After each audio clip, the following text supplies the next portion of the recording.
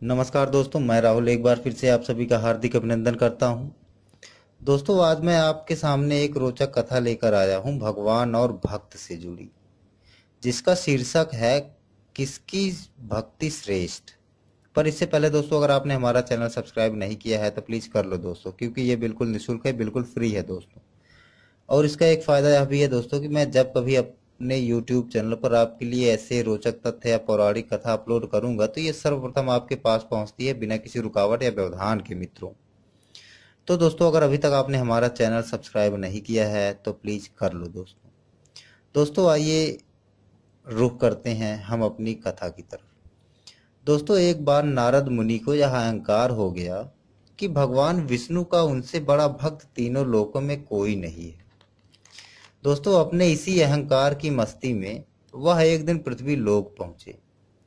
परंतु वहां पहुंचकर उन्हें आश्चर्य हुआ कि हर कोई व्यक्ति भगवान विष्णु के अवतार श्री कृष्ण के नाम के साथ राधे का नाम ले रहा था। हर जगह राधा की स्तुति श्री कृष्ण के नाम के साथ सुनकर नारद जी खिसिया गए तथा सोचने लगे कि भगवान विष्णु को सबसे ज्यादा प्रेम तो मैं करता हूं, रात दिन उनके नाम का जाप करते रहता हूं, परंतु इसके बावजूद उनके नाम के साथ मेरा नाम जोड़ने के बजाय आखिर राधा का नाम क्यों जोड़ा जा रहा है। दोस्तों, अपनी इस समस्या को लेकर नारद मुनि भगवान श्री कृष्ण के पास गए। परंतु जब वह श्री कृष्ण के पास पहुंचे तो उन्होंने पाया कि वह तो अस्वस्थ हैं तथा सर की पीड़ा से कराह रहे हैं। दोस्तों, उन्हें इस हाल में देखकर नारद का हृदय द्रवित हो उठा तथा उन्होंने श्री कृष्ण से पूछा कि भगवान, मुझे तुरंत बताइए कि किस प्रकार से आपकी इस पीड़ा का अंत कर सकता हूं। यदि इसके लिए मुझे अपने शरीर का दान भी देना पड़े तो मैं इसके लिए तैयार हूं।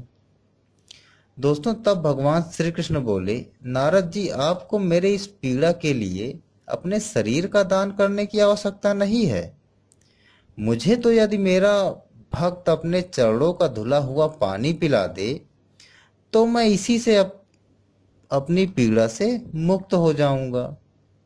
दोस्तों, नारद ने मन में विचार किया कि स्वयं पूरे जगत के पालक को यदि मैं अपने पैरों का धुला हुआ जल दूंगा तो मुझे घोर नरक की प्राप्ति होगी। मैं इतने बड़े पाप को अपने ऊपर नहीं ले सकता। तथा उन्होंने भगवान श्री कृष्ण को अपनी असमर्थता जताई। दोस्तों, भगवान श्री कृष्ण नारद जी से बोले कि यदि आप यह कार्य नहीं कर सकते तो कृपा कर रुक्मणी के पास जाकर सारी बात बताएं। संभवतः वह मेरी इस पीड़ा को दूर करने में मदद कर दें। दोस्तों, भगवान श्री कृष्ण की आज्ञा से नारद मुनि रुक्मणी के पास गए और उन्हें सारा वृत्तांत बताया। परंतु रुक्मणी ने भी यह पाप करने से मना कर दिया। दोस्तों, नारद मुनि श्री कृष्ण के पास वापस आए और उन्हें पूरी बात बताई। तब भगवान श्री कृष्ण ने उन्हें राधा से मदद लाने को कहा। दोस्तों, राधा के पास जाकर जैसे ही नारद ने उन्हें भगवान श्री कृष्ण का हाल सुनाया, राधा जी ने बगैर सोचे समझे एक जल से भरा पात्र लिया तथा उसमें अपने दोनों पैरों को धोया। दोस्तों, राधा ने अपने पैरों से धुले हुए उस जल को नारद को पकड़ाते हुए बोली कि मैं जानती हूं कि मेरे इस कार्य द्वारा मुझे रौख नामक नरक तथा उसी के समान अनेकों नरक की प्राप्ति होगी, परंतु मैं अपने प्रियतम को होने वाली पीड़ा से बिल्कुल मुक्त करना चाहती हूँ। मैं उनकी पीड़ा को बिल्कुल सहन नहीं कर सकती। उन्हें पीड़ा से मुक्त करने के लिए मैं अनेकों नरक की यातनाएं झेलने के लिए तैयार हूँ। अब नारद मुनि को ज्ञात हो चुका था कि क्यों पृथ्वी लोक में सभी राधा के प्रेम का स्तुतिगान गा रहे थे। दोस्तों, नारद मुनि ने स्वयं भी बीड़ा पकड़ी और राधा का नाम का धुन गाने लगे।